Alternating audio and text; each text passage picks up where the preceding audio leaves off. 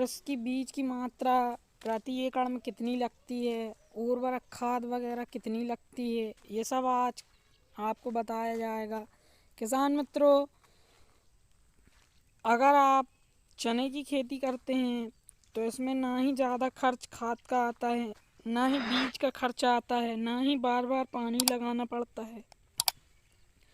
किसान साथियों, आप चाहें तो चने की खेती करके अच्छा लाभ उठा सकते हैं।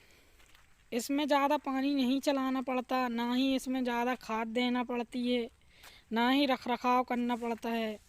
किसान साथियों, ग्राफ्टिंग यूट्यूब MDNJ चैनल में स्वागत है आपका। चने की उन्नत आप किस क्षेत्र से किस मिट्टी में बो रहे हैं, ये पीली, काली, भुरभुरी, पथरीली सभी में हो जाता है। सिर्फ इसका एक ध्यान रखना पड़ता है विशेष कि ये जल भराव वाली जगह में नहीं हो पाता, या अधिक पानी आपके क्षेत्र में गिरता है तो वहाँ पे भी नहीं सरवाइव करेगा। ये सूखी फसल कहलाती है। इसमें ज़्यादा पानी की ज़रूरत नहीं होती। बोनी के 1 से 2 बार आप 3 बार पानी चला सकते हैं।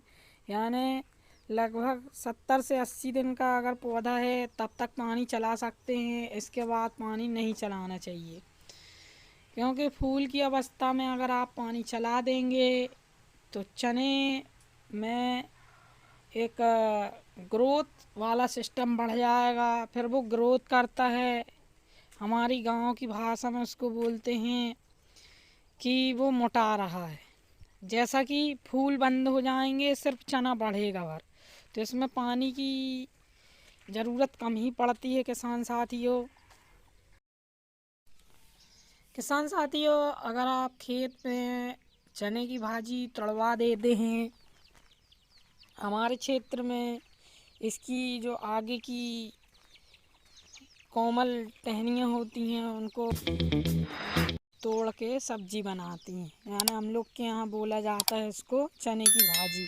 हर जगह नहीं होती इसकी तोड़ाई।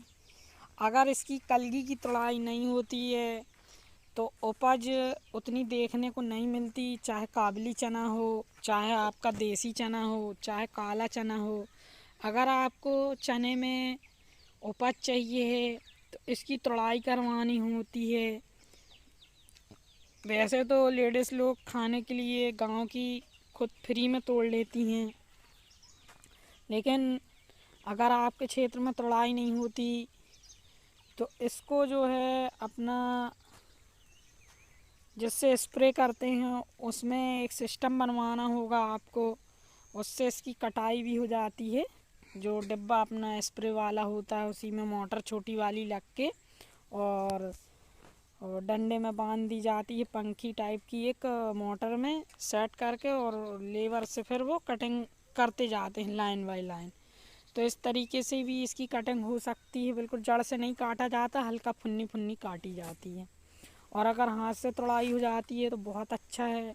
किसान साथियों, जैसे कि इसमें इल्ली का प्रकोप कब देखने को मिलता है, जब मौसम ख़राब होता है, यानी बारिश होने लगती है अचानक से, तो इल्ली का प्रकोप बढ़ जाता है। तो उस समय में आपको इल्ली मारने वाली जो दवा है उसका प्रयोग करना पड़ेगा।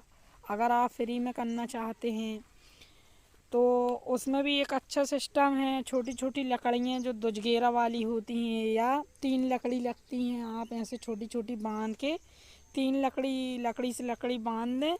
थोड़ी सी आपको मतलब चिंधी या रस्सी की ज़रूरत पड़ेगी, और छोटे छोटे समझ ले 3 फीट 3 फीट 2 फीट 3 फीट की लकड़ियाँ की ज़रूरत पड़ेगी। ऐसे बांध दें पूरे खेत पे, तो उस पे जो है गलगल ब्लैक वाली जो जिसको मैना बोलते हैं वो पूरी आके बैठने लगती हैं, और जहाँ जहाँ इल्लियाँ उनको नज़र आती हैं वो उड़ के खा के फिर उसी डंडियों पे बैठती हैं। तो इतनी मजबूत गड़ाना चाहिए। कभी कभी वो 8-8 10-10 बैठ जाती हैं, बिल्कुल पतली ना गड़ाएं कि गिर ही जाए। कभी कभी 8-8 10-10 बैठ जाती हैं, जिसके कारण वजन उसका काफ़ी हो जाता है।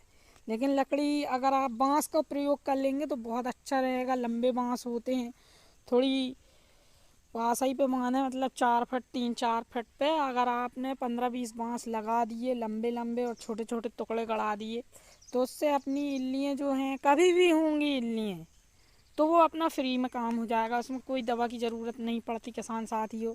4 फुट 3-4 फुट की हाइट पे आप बांस लंबे लंबे लगा दें और जैसे ही अपना चना कटने हार्वेस्टिंग के लायक हो जाता है तब उस समय पे आप उसको खोल लें।